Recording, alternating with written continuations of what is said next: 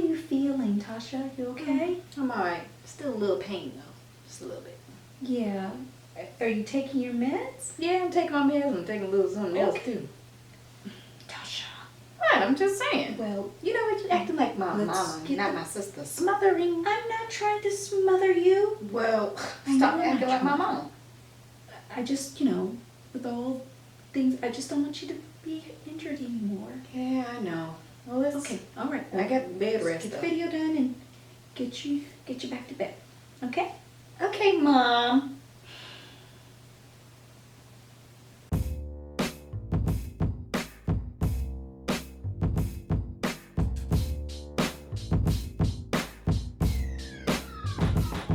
Well, thanks so much for tuning into another episode. I am Mandi Nice, and I'm going to get right into the topics.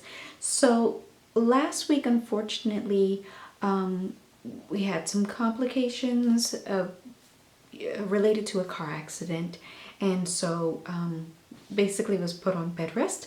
So that's why we did not have a video last week. I'm going to start this week off first, and Tasha's going to probably just interject because she kind of got it a lot worse than anyone else, and so that's pretty much what we're going to do this week. So last week we were going to cover the debates, and all in all, 12 candidates were on the stage, and there were 2 added people. So let's see. It was a billionaire that was added by the name of Tom Steyer. I'm not sure if I'm saying that correctly. Last name spelled Steyer. And he actually agreed with Bernie Sanders about the wealth tax, and that, billionaires have way more than enough money, and that, they could stand to pay their fair share in taxes. And even in this particular case, the wealth tax would be like a luxury tax. And it's just reinvesting in the system that allowed them to capitalize. And that's just the way I see it. Because it's not like we're asking for lots and lots and lots, or rather, we're not asking for your entire amount of money. They're just asking you to actually pay your fair share of taxes. I think if everyone had to pay a 5 to 10% taxes on the whole, like, really no write-offs or anything like that, if that's what you made for the year on all of your money, you pay 5 or 10%. And I know some people will say, oh, that's a flat tax, but if it's a percentage, it is fair. Okay. So if everybody paid their 5% or their 10%, then we wouldn't need this sliding scale of these tax brackets that we have, because, there would be enough money to invest in infrastructure or invest in small businesses, or to invest in people in general through social programs, so that we could have a better country. So there's that, because that was going to be the bulk of what we spoke about last week. So we're going to kind of go into some of the things that happened, that was the prior weeks that we're going to kind of cover.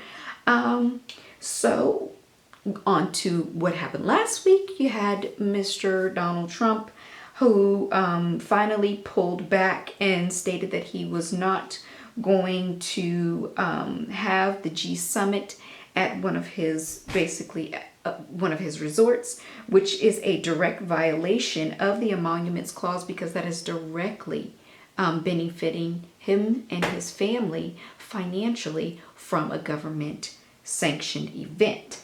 And that could have actually been used in his impeachment proceedings. So Donald Trump, speaking of impeachment, this fool had the nerve to call his impeachment a freaking lynching.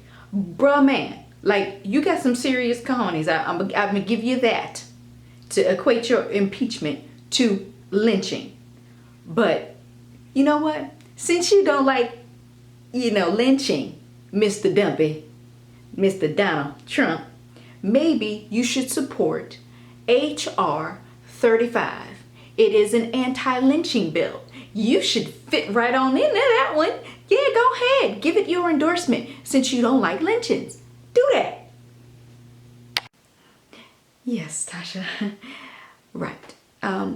So in this case, basically what she said, if Mr. Donald Trump is truly against lynchings, then he should be supporting House Resolution 35. And that resolution is actually called the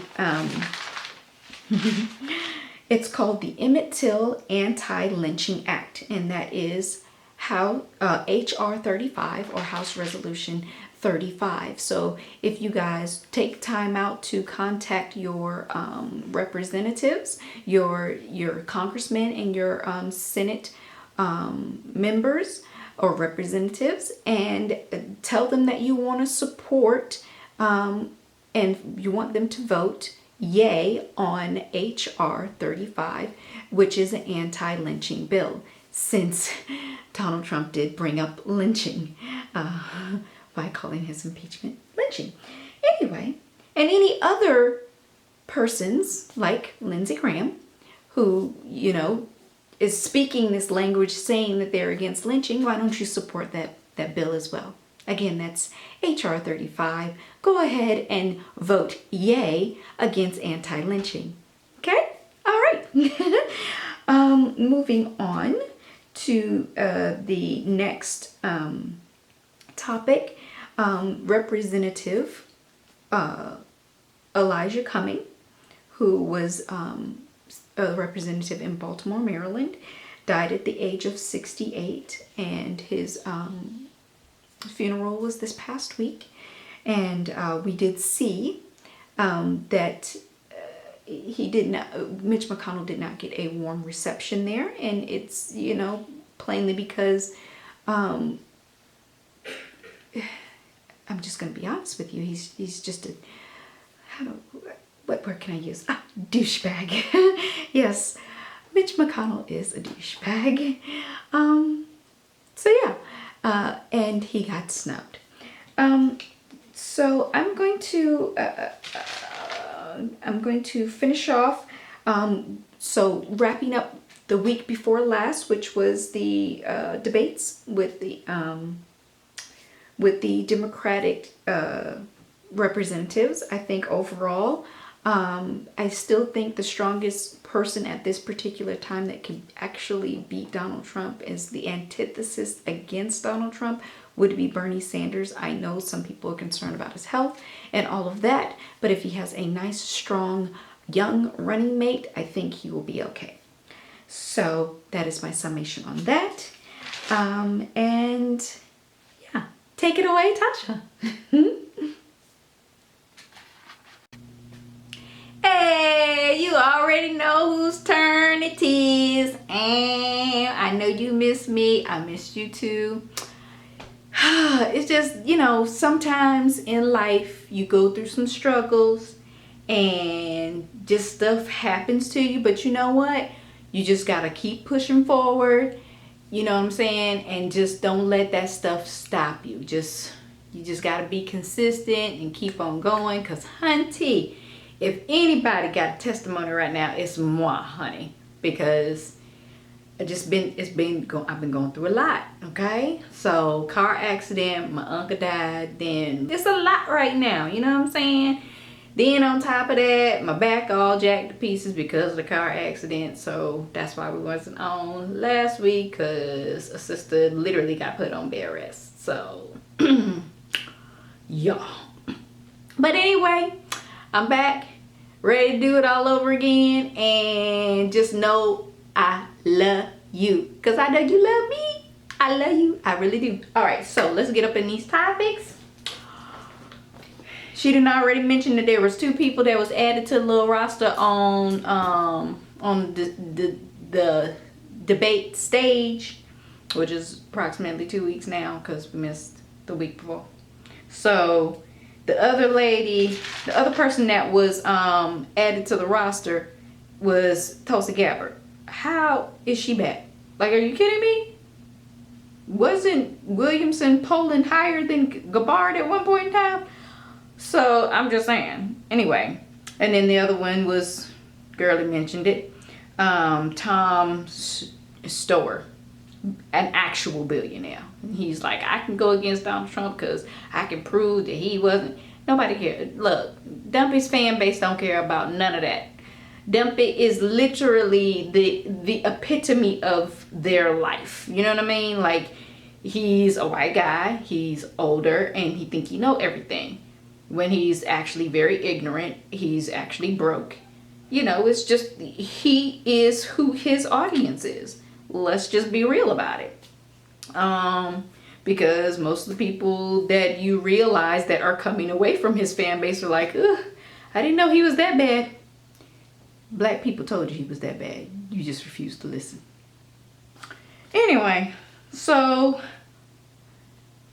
let's talk about some of this stuff. So in the debate stage, they talk about Medicare for all, which ties into my little thing, because I'm gonna be honest with you. People need health care. And I'll give you a perfect example. There's a guy in South Carolina that was purposely infecting black women with AIDS. A white guy by the name of Jason Roger Pope, age 48, Caucasian male, was literally purposefully infecting black women with AIDS. And he's been doing this since 1995. And I'm just trying to figure out why in the hell nobody caught him before now. Okay? So, what was y'all doing? Okay? Another Caucasian male, 26-year-old Gentry Burns in Florida, was also purposefully infecting women with HIV.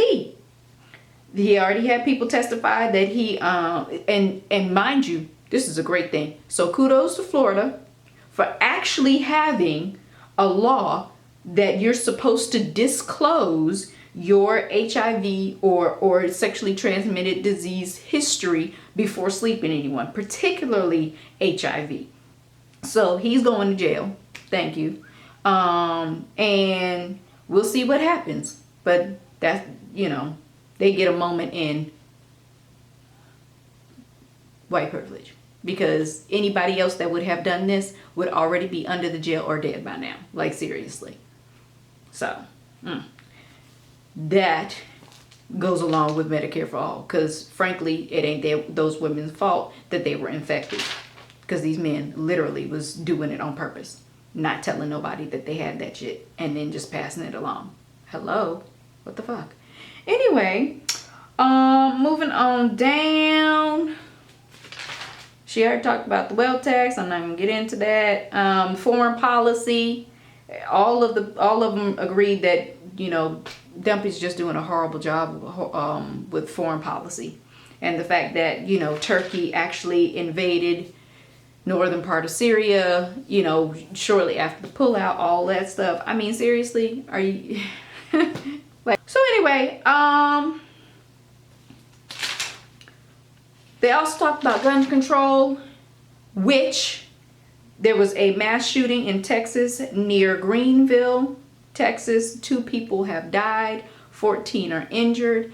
And the simple fact of the matter is that the police, or they're saying that there's no one that was at the event that wants to speak up and talk about who the shooters were. Well, I mean, it just seems to me that people are learning to keep their mouths shut regardless of who the shooters are, because of the incident that happened with Joshua Brown. If you remember, Joshua Brown was the man that was a key witness against Amber Geiger when she literally walked into Botham Jean's house and shot him dead in his own home. So, and that he was actually, here's the thing, had he not said anything at all, he would still be alive.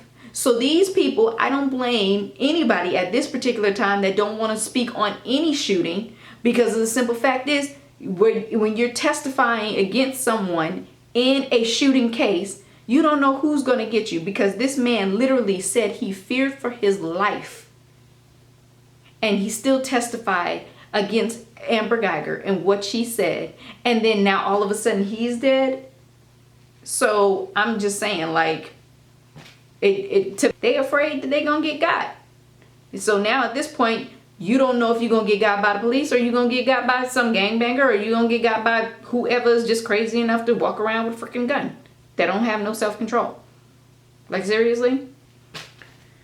So, lastly, in the debates, because I'm trying to cover that and put it all together with the previous topics from that last week. So one of the last topics that they talked about was the tech giants, and how basically they may need to, break them up because they're such a monopoly and all that stuff. Well, AOC owned Mark Zuckerberg from Facebook, because basically on the platform Facebook, people are being targeted with political ads that just are simply not true. And the simple fact is, Facebook is not trying to take any onus whatsoever to regulate these ads that are either false, misleading, or just, again, flat out not true. That could lead to voter suppression or violence or any of that stuff. So they don't want to do self-regulation. Guess what's going to happen? If you don't want to do self-regulation, guess what's going to happen to you? The government's going to step in and they're going to regulate you. Why do you think, all these other companies are like, oh yeah, we'll self-regulate. Just let us do it. Yeah, we'll do it. And Facebook, they're just not going to do it, because they proved in their testimony. He's like, we have a committee. They ain't doing nothing. You ain't doing nothing. See, if you're going to self-regulate, you actually have to do some self-regulating in order for it to work, for them not to come in and actually regulate you. But since you're not doing any self-regulation and you just said it, that ain't going to work, because they're going to check your work. They're going to check it to see if you actually doing it or not. Just saying. So anyway, that's old and new news. Let me see what else I got. Oh yeah. Thank you for coming in. LA. Bye. Well, thanks so much for tuning in to another episode of Nice But Feisty with Mandi Nice and Tasha Feisty. Ooh, ooh, yeah. Have a good one.